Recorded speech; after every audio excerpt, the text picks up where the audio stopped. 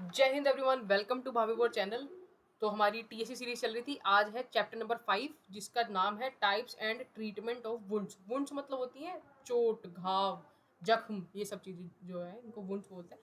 तो उनके क्या क्या टाइप है, उनके क्या क्या ट्रीटमेंट वगैरह है, ये सब हम इस चैप्टर में जो है पढ़ने वाले हैं। तो बिना देरी के शुरू करते हैं। इसमें देखो इंट्रोडक्शन दिया हुआ है कि जो वुंड्स वगैरह है, जैसे चोट लग गई या माइनर मेजर इंजरी होगी या फ्रैक्चर हो गया, उन सब का ट्रीटमेंट कैसे करना होता है या उनको कैसे हैंडल करना होता है, वो सब बहुत इंपॉर्टेंट होता है। किसके लिए इंपॉर्टेंट होता है? ताकि फर्दर कॉम्प्लिकेशन ना हो, इन्फेक्शन ना फैले या फास्टर रिकवरी हो। ऐसी इंट्रोडक्शन वाली कहानी, और कुछ नहीं, आपको पता ही है।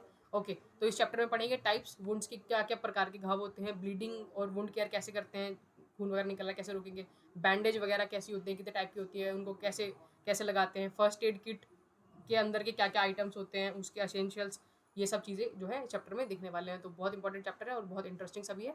तो स्टार्ट करते हैं। सबसे पहले वुंड। वुंड की डेफिनेशन देखो क्या होती है। ब्रेक इन स्किन और मसल मेम्ब्रेन, ऐसे वो करके देखो इसको।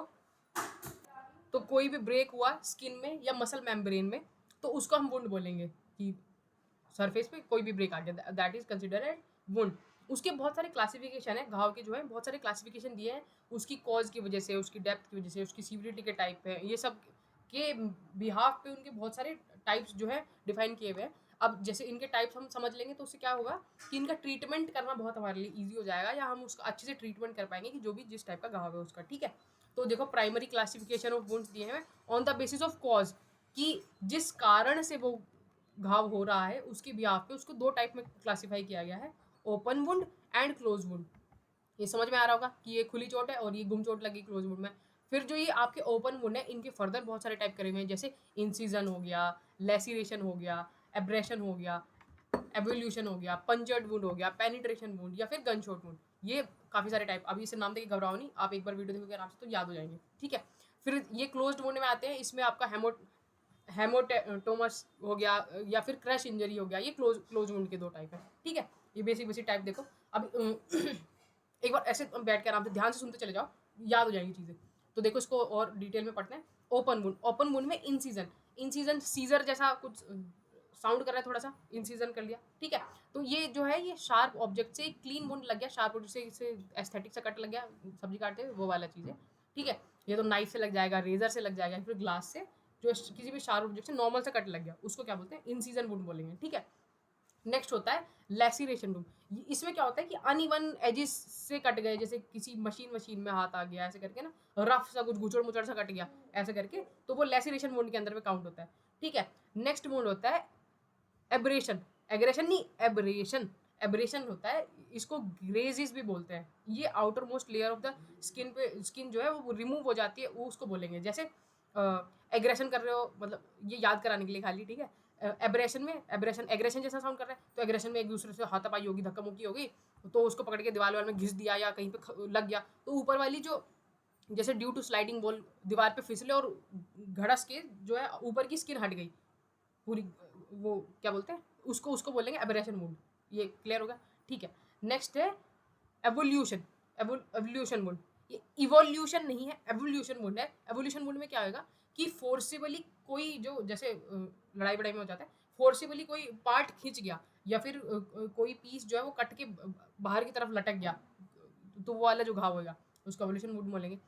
नेक्स्ट होता है पंचर्ड वुंड। नाम से क्लियर है, अगर किसी स्प्लिंटर से, नेल से या निडल से किसी ने घोप दिया तो उसको पंचर्ड वुंड बोलेंगे। ठीक है, फिर पेनिट्रेशन वुंड, ये पंचर्ड वुंड का ही वो है एक्सटेंसिव वर्जन, कि पंचर्ड वुंड में जैसे किसी को खंजर घोप दिया तो वो पेनिट्रेशन वुंड हो जाएगा। ठीक है, फिर एक गन शॉट वुंड। नाम से क्लियर हो गया, गन शॉट मतलब किसी को बुलेट या फिर कोई प्रोजेक्टाइल जो दूर से मोशन आ रहा है लगते हुए तेज, उससे जो घाव होएगा, that is gun shot wound. अब देखो इसमें, जैसे सपोज करो किसी को गोली लगी और गोली लग के उसकी गोली अंदर चली गई, तो वो गन शॉट वुंड हो गया। लेकिन सपोज करो कि उसकी गोली पार हो गई, आर पार हो गई, तो उसको थ्रू एंड थ्रू वुंड भी बोलते हैं। थ्रू एंड थ्रू मतलब एक आगे से लगी और पीछे से निकल गई, that is through and through wound. ठीक है, ये वाले हो गए। कुछ फोटोज देख लो, इसमें समझ में आ जाएगा। जैसे एवोल्यूशन वुंड में बताया था ना, वो निकल जाएगी, स्किन ही निकल जाएगी, या फिर खींच दिया कोई चीज़ ऐसे करके। फिर ये क्रश इंजरी का है जो गुम चोट में लगता है उसका है ये पंचर्ड वुंड हो गया, किसी भी नोकीले ऑब्जेक्ट सुई हुई चुभ गई, ये पंचर्ड वुंड। एब्रेशन वुंड हो गया, जैसे दीवार में घरों से लगी, ऊपर वाली स्किन हट गई। ठीक है, ये लेसिरेशन वुंड, जैसे किसी मशीन में कुछ ऐसे आ गया, ये करके गुजड़ मुजड़ सा कुछ कट गया, ऐसे वाला। ये एम्पिटेशन वुंड हो गया। एम्पिटेशन वुंड में बॉडी का कोई पार्ट जो है वो अलग हो जाता है, कट के अलग हो गया एम्पिटेशन वुंड में। ये भी इसका टाइप ही है बेसिकली, ठीक है, ये क्लियर हो गया। ओके, क्लोज वुंड देखते हैं। क्लोज वुंड में कौन कौन से भाई थे? दो टाइप के वुंड थे, एक था हेमेटोटोमस और दूसरा था क्रश इंजरी, ठीक है। तो ये क्या हुआ, टिश्यू जो है वो टोन हो गया, रप्चर हो गया स्किन के अंदर ही, मतलब स्किन के अंदर पे ही उसको कुछ डैमेज हो गया और बाहर खून नहीं निकला है उससे। तो ये दो टाइप के वुंड हो जाते हैं उससे। हेमेटोमस में क्या होएगा कि ब्लड वेसल जो है उसके नीचे जो है क्या बोलते हैं, ब्लड जम जाएगा, उसका थक्का जम जाएगा, जिसकी वजह से आगे वो टिश्यू विश्यू में मूव नहीं करेगा, खून जो है वहीं पे जम गया, उसको हेमेटोमस वुंड बोल देते हैं, ठीक है। क्रश इंजरी थोड़ा और इसी का सीवियर वर्जन है कि किसी पार्ट पे बहुत ज़्यादा फोर्स अप्लाई हो गया, तो हो गया, जैसे सपोज करो कहीं पे अर्थक्वेक आया और जो मलबा है उसके नीचे कोई आदमी दबा है, तो वो बहुत देर से काफ़ी टाइम से उसके नीचे दबा हुआ है और उसको कहीं पे गुम चोट लगी, इंजरी होगी, तो वो क्रश इंजरी के उसमें कंसिडर होगा। क्लियर होगी चीज़, ठीक है। नेक्स्ट इसमें क्लोज वुंड में उसका क्या बोलते हैं, फर्स्ट एड दी हुई है, इसको देख लेना, ये पेपर में पूछा जाएगा। राइसिस, उसमें क्या करना है, अगर सपोज करो किसी को क्लोज वुंड हो रखा है तो उसको क्या क्या फर्स्ट एड ट्रीटमेंट उसे दिए जाने चाहिए। सबसे पहले तो आर आर राइसिस याद कर लो, आर से रेस्ट करवाओ, जो भी अफेक्टेड एरिया उसको रेस्ट पे रख दो। आई से आइस कंप्रेशन करो जो है फॉर्मली आइस आइस का जो पैक रहता है उससे उसको कंप्रेस करो, थोड़ा दबाओ। सी है कंप्रेशन, थोड़ा हल्का सा फॉर्म प्रेशर उस एरिया में अप्लाई करो ताकि वहाँ पे जो है ब्लड ना जमे, उसका सर्कुलेशन आराम से होता रहे, क्योंकि गुम चोट लगी हुई है, ठीक है। एलिवेट द अफेक्टेड एरिया, अगर कहीं पे गुम चोट लगी है उस पार्ट को थोड़ा सा ऊपर उठा दो ताकि वहाँ से ब्लड वेसल वगैरह वहाँ पे ब्लड क्लोटिंग ना हो, ब्लड पूलिंग ना हो, सर्कुलेट होता रहे, ठीक है। स्प्लिंटिंग कर दो उसको स्प्लिंटिंग करके मतलब उसको एरिया को ज़्यादा मोबाइल मत करो कि हाँ भाई चोट लगी हुई है, उसको हिला डुला रही है, हिलाना डुलाना नहीं है, ठीक है। ये सब क्या है, क्लोज वुंड की फर्स्ट एड। क्लोज वुंड की फर्स्ट एड याद रहेगी, राइसिस, ओके ठीक है। नेक्स्ट देखते हैं सेकेंडरी क्लासिफिकेशन ऑफ वुंड। अब इसमें और अभी हमने क्लासीफाई करें किसके बेस पे, कॉज के बेस पे, कि किस वजह से चोट लगी है उसके बिहाफ पे हमने किए हुए। अब देखो हम करेंगे डेप्थ के बिहाफ पे क्लासीफाई, कि कितना गहरा घाव है उसके हिसाब से, सीवियरिटी कितना सीवियर घाव है जख्म उसके बिहाफ पे है। फिर कंटामिनेशन की गंदा घाव है, साफ घाव है, उसके बिहाफ पे क्लासीफाई किया हुआ है। बस ये क्लासिफिकेशन है और फिर कुछ अदर क्वालिफिकेशन भी है, क्लासिफिकेशन भी सॉरी, वो देखेंगे, ठीक है। तो उसमें देखो classification on the basis of depth, कितना गहरा है वो घाव, उसके बिहाफ पे जो घाव है उसको 3 टाइप से डिवाइड किया हुआ है।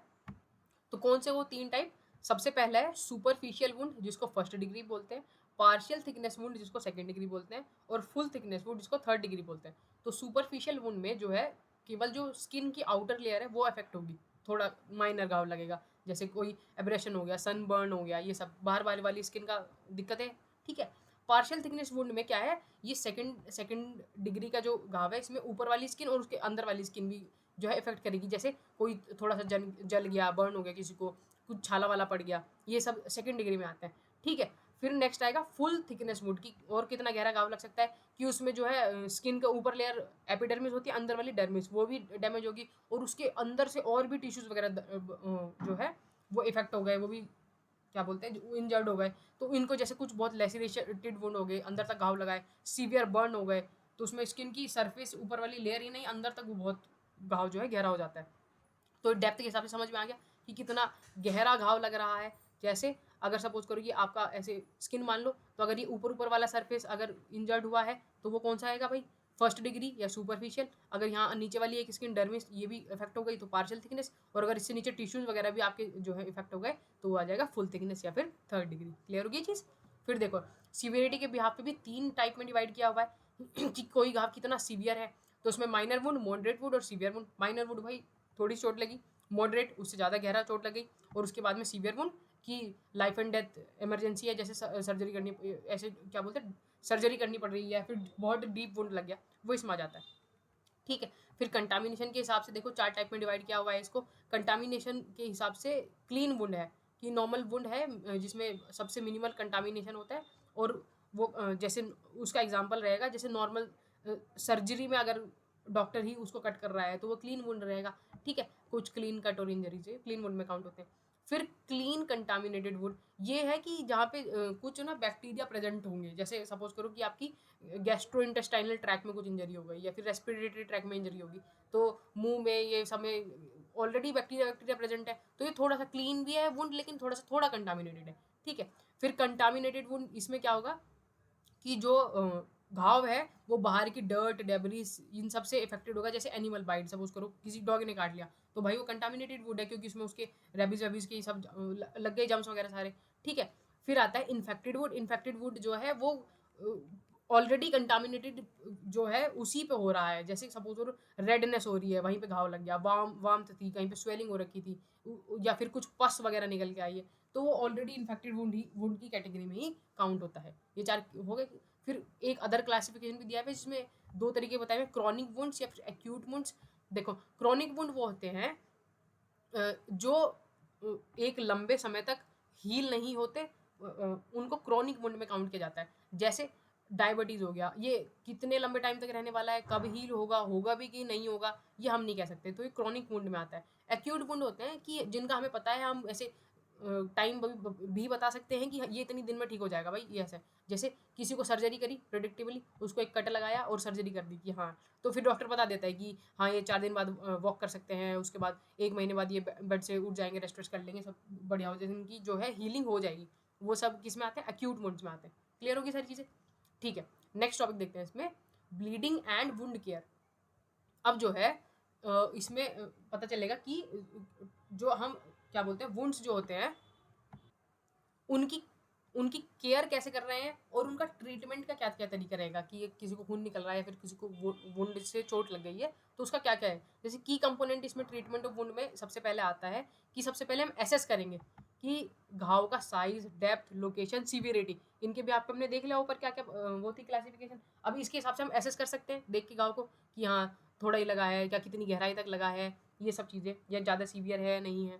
ठीक है, फिर उसकी क्लीनिंग या क्लीनिंग एंड डीवेरिमेंट करेंगे। इसमें क्या है, कोई फॉरेन ऑब्जेक्ट है, कोई डेड टिश्यू वगैरह, वो सब उसमें से रिमूव करेंगे। ठीक है, ड्रेसिंग करेंगे, फॉर्मली ड्रेसिंग या बैंडेज वगैरह उस पर अप्लाई करेंगे। फिर उसकी वुंड केयर पे आएगा, उसका इन्फेक्शन वगैरह का क्या बोलते हैं, टिटनेस वगैरह का इंजेक्शन दे दिया या फिर पेन किलर वगैरह दे दी, वो वुंड केयर में कंसिडर होता है।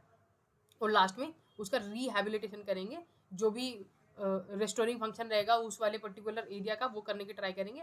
उसको मोबिलिटी जब तक उसमें नहीं आ जाती इफेक्टेड एरिया में। ठीक है, ये रहेगा उसमें। Management of wounds and injuries में देखो, management of wounds and injuries में ये सारे प्रोसीजर जो है फॉलो होने चाहिए जब आप किसी भी उसका वुंड का ट्रीटमेंट कर रहे हो। सबसे पहले पोजिशन द पेशेंट कंफर्टेबली, उसको एक कंफर्टेबल पोजिशन में बैठाओ।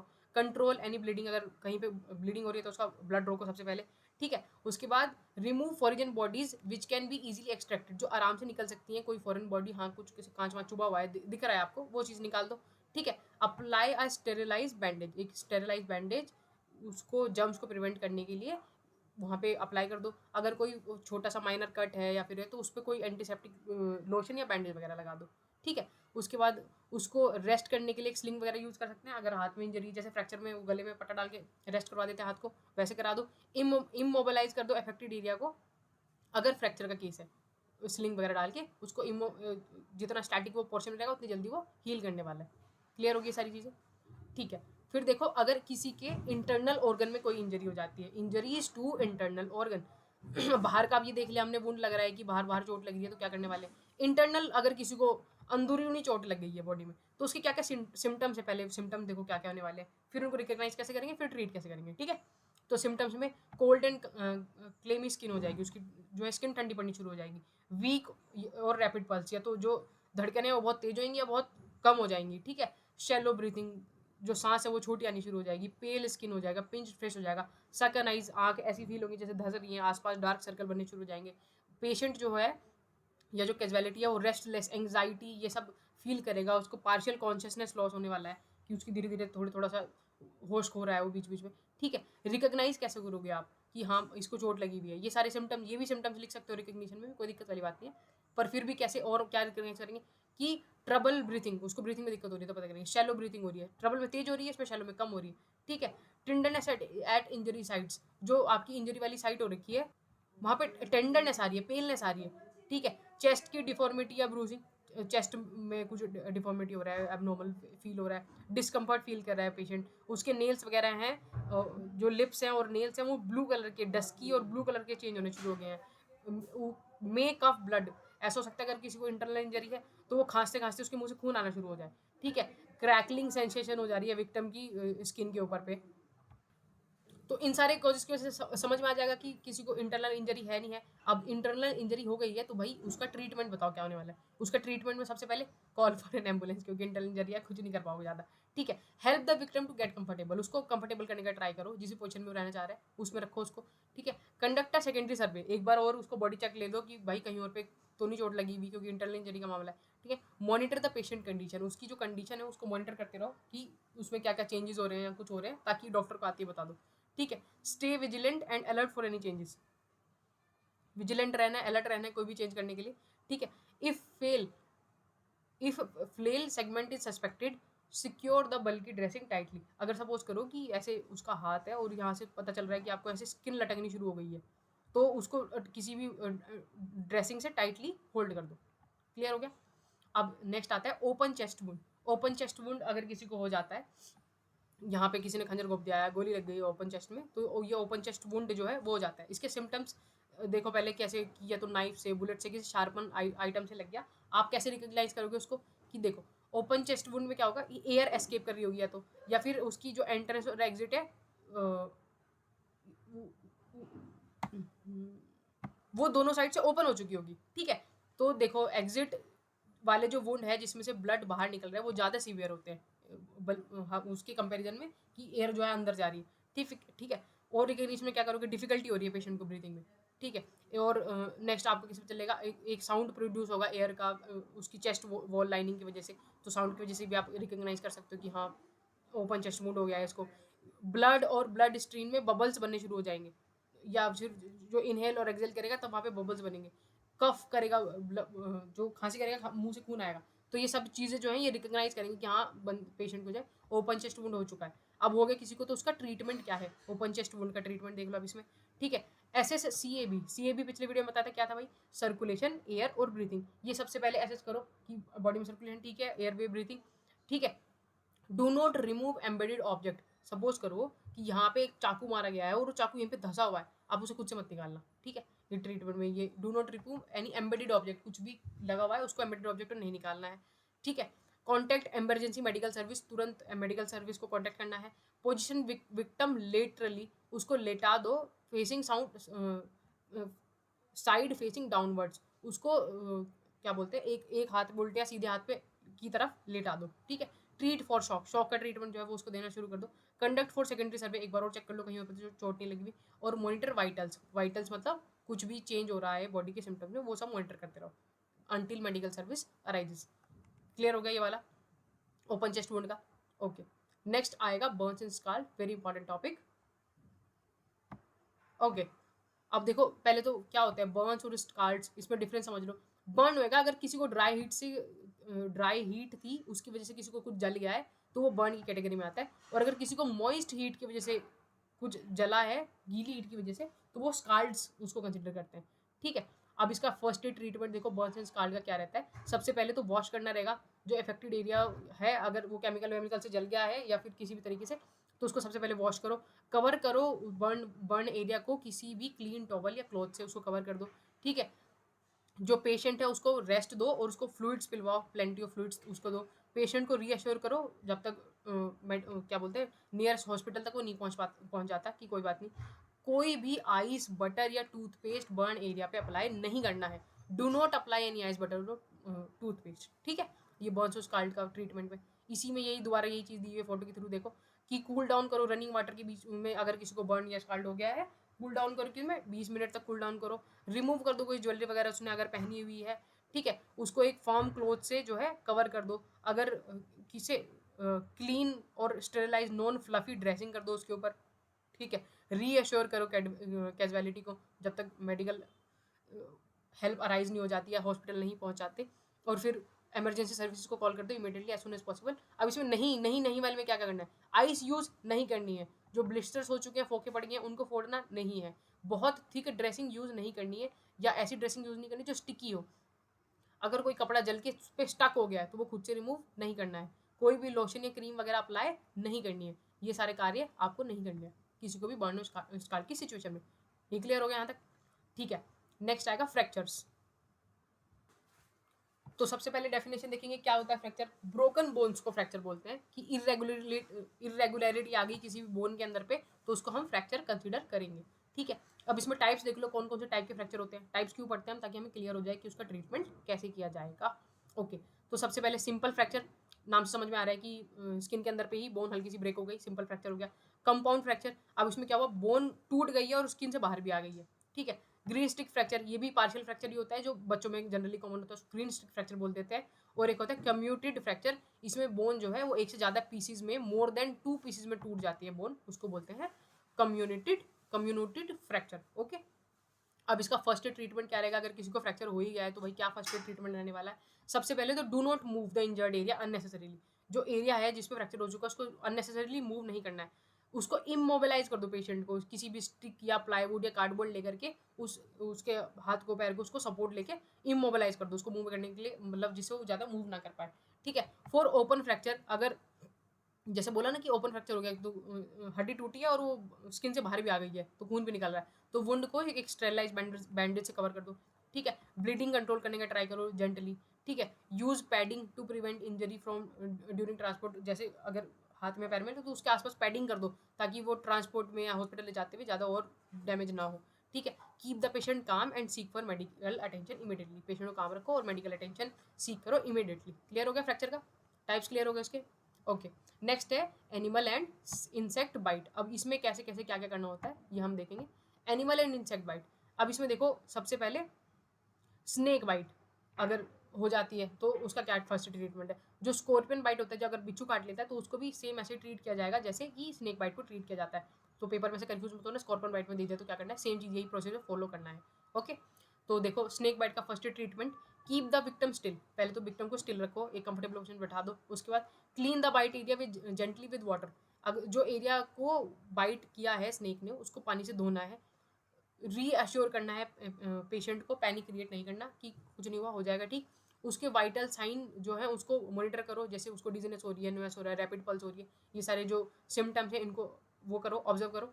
ठीक है, रिमूव कर दो कोई भी टाइट क्लोथिंग या फिर ज्वेलरी है जहाँ पे स्नेक ने काटा है। देखो इसमें पहले क्या होता था, जैसे कोई भी एरिया है, सपोज करो किसी की ये किसी का हाथ है, इतना गंदा तो नहीं होगा, ओके तो सपोज करो उसके फिंगर में किसी ने स्नेक ने काट लिया, तो बोलते थे कि यहाँ पे ना टाइट से कुछ वो रस्सी वस्सी बांध दो ताकि ब्लड सर्कुलेट ना हो या हो, ऐसा नहीं करना होता। ये अब उसमें न्यू मेडिकल साइंस में नकार दिया इसको नहीं करना, बल्कि अगर उसने कुछ पहनी हुई है ज्वेलरी वेलरी है उसको कुछ रिमूव कर दो टू प्रिवेंट वहाँ पे स्वेलिंग ना हो, ताकि ब्लड सब फ्लो होता रहे आराम से।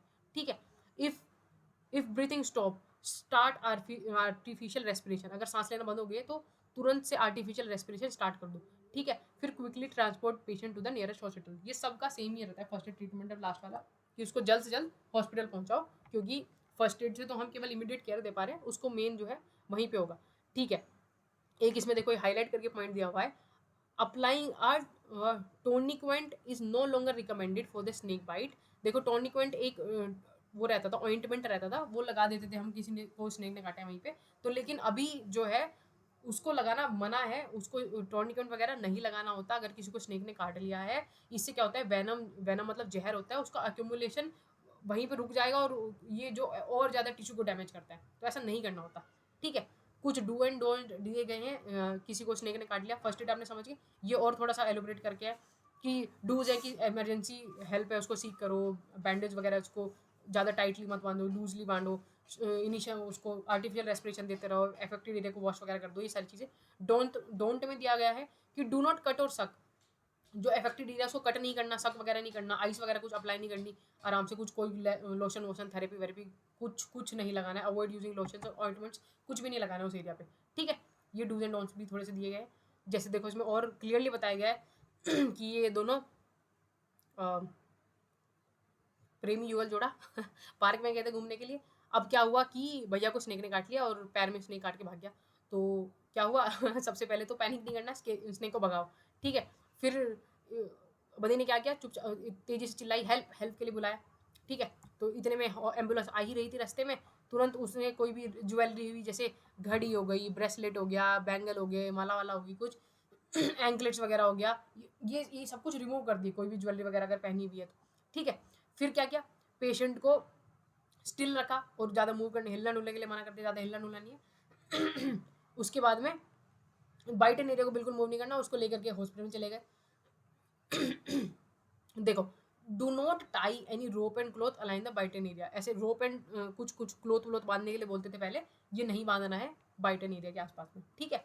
उसके बाद में उसको हॉस्पिटल लेके चले गए, तो वहाँ पे क्या बोलते हैं, एक और चीज़ दी है कि डू नॉट कट और सक, वही जो ऊपर बताया, उसको कट नहीं करना है एरिया को, सक नहीं करना है, हीरो नहीं बनना है वहाँ पे कि वही नागिन मूवी शूट करवा देंगे, बिल्कुल नहीं करना है ऐसा, ठीक है। हॉस्पिटल गए, ट्रीटमेंट हुआ, ट्रीटमेंट में एंटी वेनम इंजेक्शन दिया गया, एंटी वेनम इंजेक्शन दिया गया, और फिर भैया ठीक हो गए और ये दोनों वापस चले गए कहाँ, वहीं पार्क में घूमने। ठीक है, ये सारा तरीका है, यही वाली सारी चीज़ें बताई गई। स्कॉर्पियन बाइट में बोला गया है सेम चीज़ यही फॉलो करने वाली है। फिर उसके बाद नेक्स्ट आता है आपका डॉग बाइट। अगर किसी कुत्ते ने काट लिया तो फिर क्या करने वाले हैं भाई। देखो, डॉग के काटने से क्या होता है ना, एक रैबीज नाम की बीमारी जो है वो हो जाती है, क्योंकि इसको ये डॉग की स्लाइवा में जो रैबीज नाम के ये रहते हैं ना, जम्स वगैरह ये होते हैं, इसकी वजह से हो जाता है। इसमें एंटी रैबीज इंजेक्शन दिया जाना चाहिए अगर किसी को डॉगी ने काट लिया है, अगर बाइट कर लिया है। और डिटेल में देखो इसका फर्स्ट एड ट्रीटमेंट कैसे है। अगर किसी को डॉग बाइट कर ली है तो उसका फर्स्ट एड ट्रीटमेंट क्या रहेगा, बहुत ध्यान से देखो। सबसे पहले तो जो एरिया है उसको बिटन एरिया को अच्छे से धोना है, ठीक है। सब्सटेंशियल अमाउंट ऑफ वाटर और साबुन वाबुन लगा के रगड़ के एकदम, जो कपड़े धोने वाली नहाने वाली सारी साबुन लगा के रगड़ के एकदम घस के धो दो बढ़िया तरीके से, ठीक है। फिर जो एरिया हो गया आपका, उसको कोई भी एंटीसेप्टिक अगर आपके पास में है उसमें वो अप्लाई कर लो। पेशेंट तुरंत डॉक्टर के पास जाए और तुरंत एंटी रेबीज इंजेक्शन लगवाए। और उसके बाद भी जो डॉग है और पेशेंट है वो 10 दिन तक अंडर ऑब्जर्वेशन रहने चाहिए, ठीक है। क्लियर हो गया है। अब नेक्स्ट आता है बैंडेज टेक्निक्स। बैंडेजिंग क्या होती है भाई, बैंडेजिंग होती है पट्टी करना, किसी को पट्टी कर रहे हैं, चोट मोटे पट्टी करना।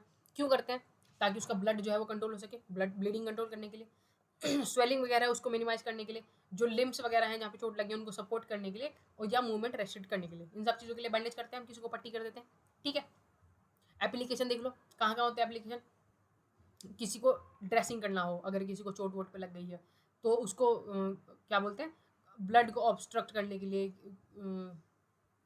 सॉरी ब्लड फ्लो को रोकने के लिए, इन सब चीज़ों के लिए हम जो है बैंडेज अप्लाई करते हैं। बैंडेज जो है बहुत टाइट और बहुत लूज नहीं बांधनी होती, कोई फर्मली बांधनी होती है, ताकि जो उसका पर्पस है वही फुलफिल हो पाए। टाइप्स ऑफ बैंडेज, 2 टाइप की बैंडेज बताई गई हैं इस वाली किताब के अंदर, triangular bandages and roller bandages. कौन सी 2 टाइप की bandage, triangular and roller bandages. General rules बताए गए हैं, वही है कि बेसिक बेसिक चीज़ें बैंडेज यूज़ करते हुए कि क्या बोलते हैं, जो पेशेंट है उसको बैंडेज करते हुए क्या क्या चीज़ का ध्यान रखना है। तो सबसे पहले खुद को पोजीशन करो, उसके सामने बैठ जाओ, या जो भी अफेक्टेड है उसके फ्रंट में आप आओ, ठीक है। Support the part of being bandage, उस वाले एरिया को सपोर्ट करो जहाँ पे आप बैंडेज कर रहे हो। करेक्ट विड्थ जो है बैंडेज की वो यूज़ करनी है। बैंडेज जो है आउटर साइड में ही करनी है। जो भी है कोई ऑब्लिक टर्न नहीं लेना, उसमें उल्टे सीधी नहीं होना, बिल्कुल क्लियर आउट करके बैंडेज करनी है, ठीक है। स्टार्ट इनसाइड अपवर्ड डाउनवर्ड, जहाँ पे जिस तरीके से बैंडेज होनी चाहिए जिस भी घाव के हिसाब से वैसे करनी है। अनरोल करना है, कुछ ही इंचीज ऑफ बैंडेज एक टाइम पर अनरोल करना है। 2/3 जो है प्रीवियस टर्न के उस हिसाब से इवनली आपको बैंडेज करनी है, जैसे गुचड़ मुचड़ बैंडेज नहीं कर देनी किसी को, ठीक है। रीफ नोट टाई करना है। Avoid placing note on injury, जो इंजरी है उसी के ऊपर गांठ नहीं मार देनी है, ठीक है। फिर कुछ कॉमन मिस्टेक बताई गई हैं जो लोग बैंडेज करते हुए करते हैं, कि अगर वेट बैंडेज बांधी तो वो गीली बैंडेज अगर बांधी तो वो श्रिंक हो जाएगी सूखने के बाद में, तो गीली बैंडेज नहीं बांधनी।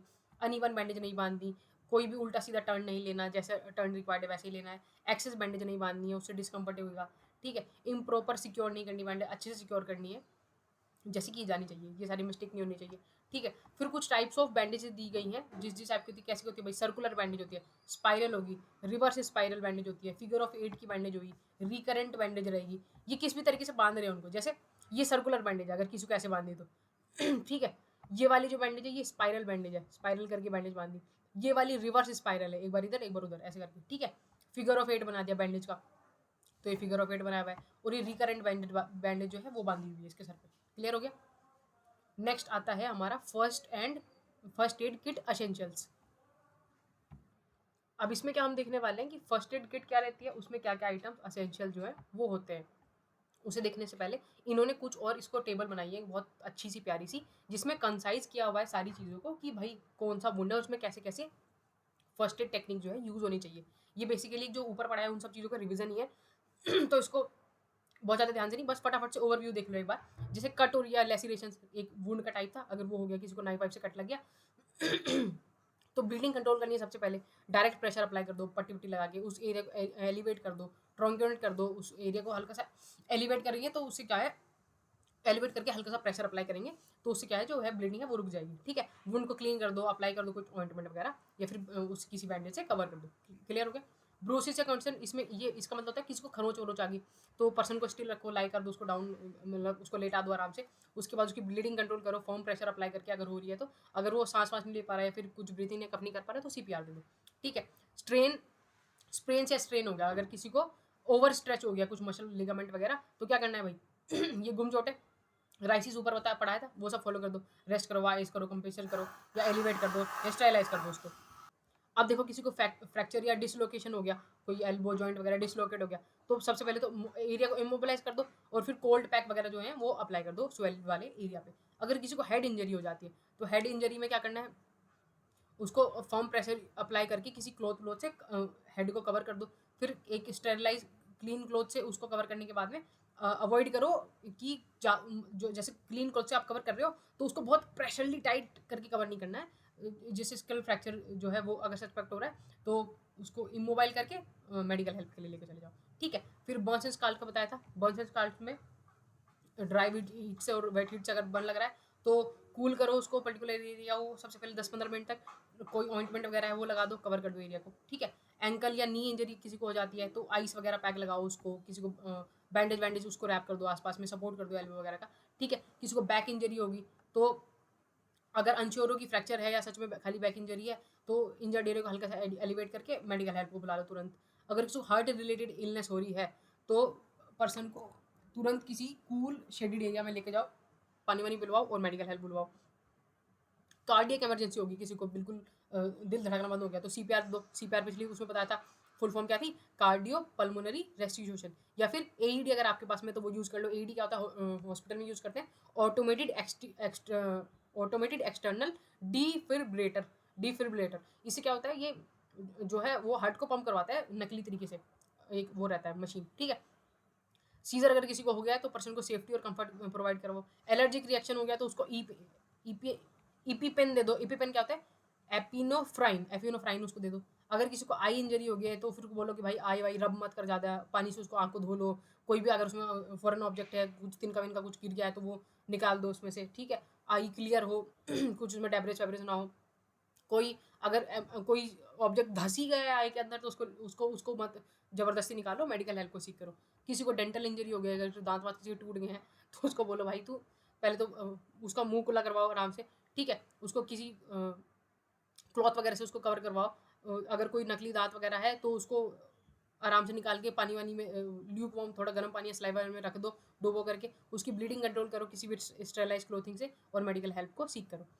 लास्ट ये जाता था टॉपिक एक और है इसमें कि जो एनसीसी कैडेट्स हैं वो कैंप वगैरह में सबको उनको जो है फर्स्ट एड ट्रीटमेंट्स क्यों आने चाहिए, ताकि वो इंजरी रिस्पॉन्सिव हो जाए भाई।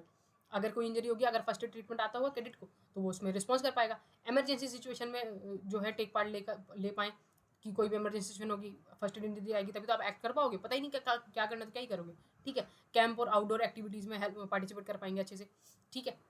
उसके बाद डे टू डे लाइफ में होम और फैमिली में किसी को कुछ हो जाता है तो वो हेल्प कर सकते हैं। स्कूल या कम्युनिटी में पर्सनल सेफ्टी के लिए भी फर्स्ट एड जो है ये आना बहुत ज़रूरी है। सोशल और कम्युनिटी सर्विसेज में क्या कर सकते हैं, जैसे डिजास्टर रिस्पॉन्स फोर्सेज में कम्युनिटी सर्विस वगैरह, कहीं पे डोनेशन कैंप्स वगैरह लग रहे हैं उसमें पार्ट ले सकते हैं, या एक सोशल रिस्पॉन्सिबिलिटी कैरी करेंगे अगर ये चीज़ आती होगी। फिर ये एक बहुत बहुत एक्सट्रीमली इंपॉर्टेंट टॉपिक दिया गया है, first aid kit. First aid kit एक किट होती है जिसमें फर्स्ट एड में जो जो मटेरियल यूज़ होते हैं वो सारे आइटम्स होते हैं। जैसे इसके कोई ना कोई भी 10 आप याद कर लेना, मैंने यहाँ पे बहुत सारे आपको बता देने, कम से कम 20 मैं बता दूंगी इधर पे, कोई याद कर जाना। कोई भी 10 कि फर्स्ट एड किट में क्या क्या कंटेंट या एलिमेंट्स होने चाहिए होते हैं, items of first aid kit पूछा ही जाता है सवाल। ठीक है। तो उसमें वह एडेसिव बैंडेज होगी, स्टेलाइज गॉज पैड्स या रोल्स हो गए, एंटीसेप्टिक सॉल्यूशन ये लोशन हो गया, डिटोल या बिटाडीन को बोलते हैं एंटीसेप्टिक सॉल्यूशन, सीजर और टीजर्स हो गया, उसके अंदर सेफ्टी पिन्स होती हैं, एक एडहेसिव टेप होती है।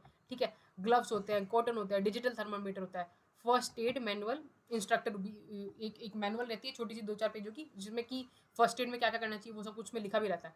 ठीक है। और ज़्यादा चीज़ें जो उसमें होनी चाहिए रिकमेंडेड हैं जो क्या क्या, हाइड्रोजन परऑक्साइड की बोतल उसके अंदर होनी चाहिए, इंजेक्शन होना चाहिए मॉर्फिन का, पेन की मेडिसिन होनी चाहिए, डायरिया की मेडिसिन उसके अंदर होनी चाहिए, डीनेचुरेट स्पिरिट उसके अंदर होना चाहिए, एंटासिडिक होना चाहिए, एंटीबायोटिक एक ऑइंटमेंट होना चाहिए, एक क्लैमेकिक लोशन उसके अंदर होना चाहिए, एडहेसिव स्ट्रिप बैंडेज या एसोर्टेड साइज की अलग अलग तरीके की बैंडेजेस होनी चाहिए, एक एडहेसिव टेप ऊपर बता दी होनी चाहिए, गॉज पैड होने चाहिए अलग अलग साइज के, ड्रेसिंग उसके अंदर होनी चाहिए, ट्रायंगुलर बैंडेज होनी चाहिए, कॉटन की बॉल्स होनी चाहिए, कॉटन का स्वैब्स होनी चाहिए, स्वैब्स में भी वही थोड़ी सी गीली बैंडेज होती है अल्कोहल में डूबी हुई, ठीक है। डिस्पोजेबल ग्लव्स होने चाहिए, इंसेक्ट रेपेलेंट होने चाहिए, मैच होने चाहिए उसके अंदर, सॉल्ट होना चाहिए, सोप भी होनी चाहिए, फिर उसके बाद स्प्लिंट होना चाहिए, और उसके बाद में सिरिंजेस होने चाहिए जो कि डिस्पोजेबल हो। ये सारे आइटम्स हैं जो कि फर्स्ट एड किट में होने ही चाहिए, कोई भी 10 जो आपको पसंद आ रहे हैं जो आपको याद रह जाएंगे वो रहने चाहिए। फिर मैं लास्ट में जाते जाते बताया गया है कि कैडेट्स की डे टू डे लाइफ में उनको क्या बोलते हैं, फर्स्ट एड का ज्ञान होना बहुत बहुत आवश्यक है, ताकि वो जीवन में थोड़ा सा किसी को भी कोई इंजरी आ रहा है या इमरजेंसी सिचुएशन को अच्छे से हैंडल कर सके।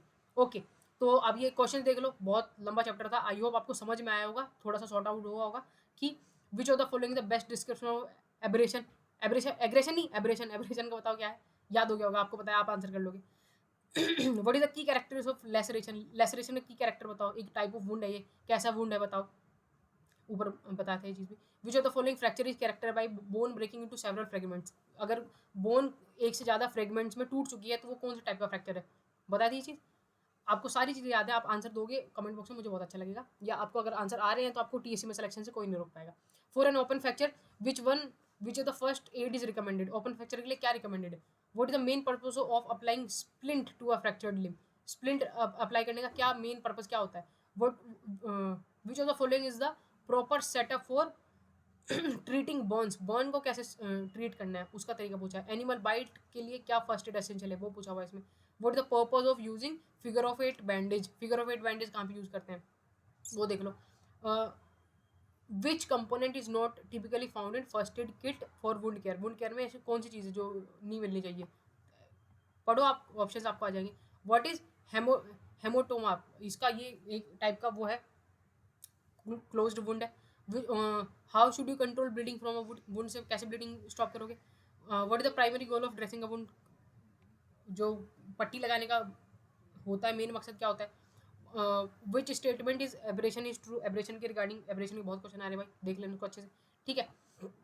विच does not term bandaging refer to, bandaging इनमें से कौन सी रेफर नहीं कर रही है। Why it is important to regularly check the circulation beyond a bandage area, उस एरिया में सबसे पहले सर्कुलेशन क्यों चेक करना चाहिए जहाँ पे हम बैंडेज लगाने वाले हैं, बताओ इस चीज़ का भी कुछ शॉर्ट आंसर से। ये टीएससी के लिए अगर आप एक बार पढ़ के सॉल्व करना चाहते हैं तो कर लेना, बहुत आपके लिए हेल्पफुल रहेंगे। तो ये आज के चैप्टर था, थोड़ा सा लंबा था बट आई होप आपको समझ आया होगा। नेक्स्ट हमारा बहुत बहुत बहुत प्यारा चैप्टर रहने वाला है, मेंटल वेलनेस। आज की वीडियो में इतना ही, मिलेंगे नेक्स्ट वीडियो में with this chapter mental wellness, तब तक के लिए जय हिंद।